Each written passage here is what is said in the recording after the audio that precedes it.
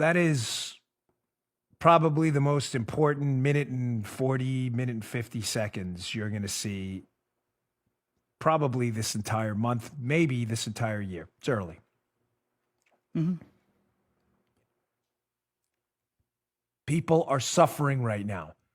They are at a red line of stress because terrible decisions are being made about shutting the country down based on data that is not happening. Your models are not working. I don't care if you think it's acceptable or in the perimeter of acceptable conversation because you're a left-wing nut looking to hit Trump. I don't care if you think that's acceptable.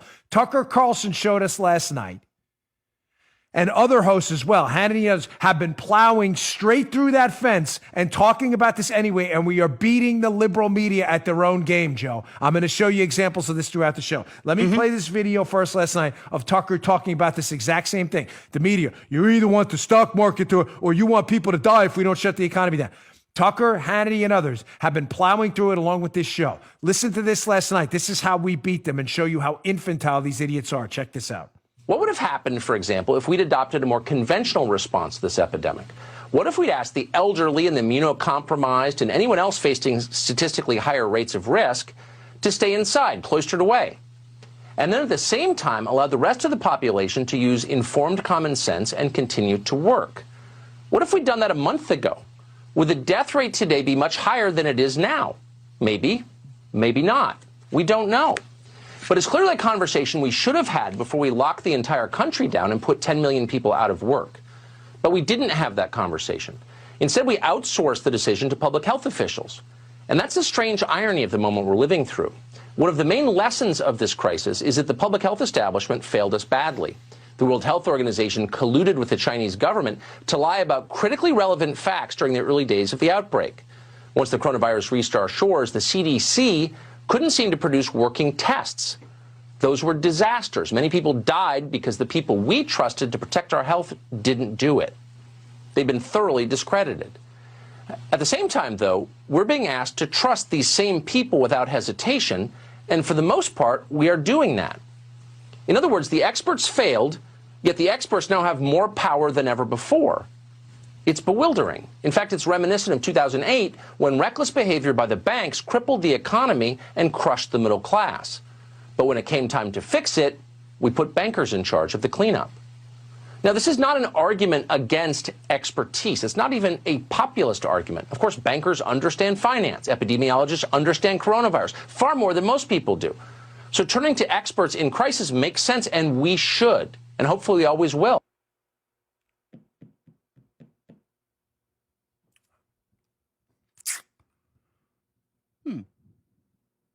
That is probably the most important minute and 50 seconds you're going to see probably this entire month, maybe this entire year. It's early.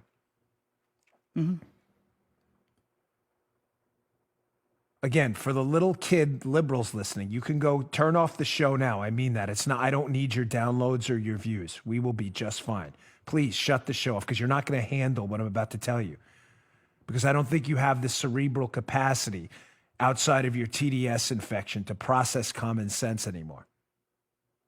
What about what Tucker just said is unacceptable? In other words, he's not allowed. You have to understand the acceptable fence the liberal media has put around conversation right now is panic only. If you're not panicking people 24 hours a day, Joe, if you're not engaged in a 24-hour hysteria operation, you are not allowed to speak, and you will be shut out of the conversation as someone who wants blood and stock market returns only.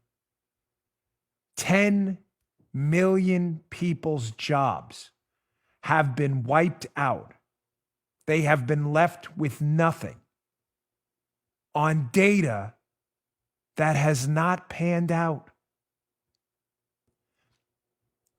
Some of you may take offense at the tone towards liberals today. I understand. I'm sorry. If it's not for you, I get it too. I'm not making any apologies. I'm sorry I'm not making any apologies for the tone.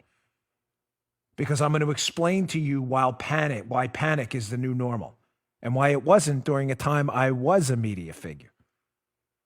because panic damages Trump right now. Panic damages the Republicans.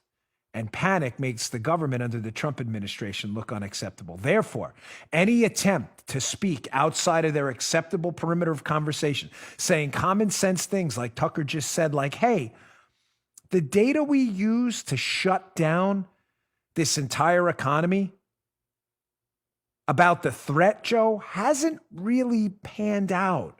Should we reevaluate that approach before we bankrupt another 20 or 40 million people?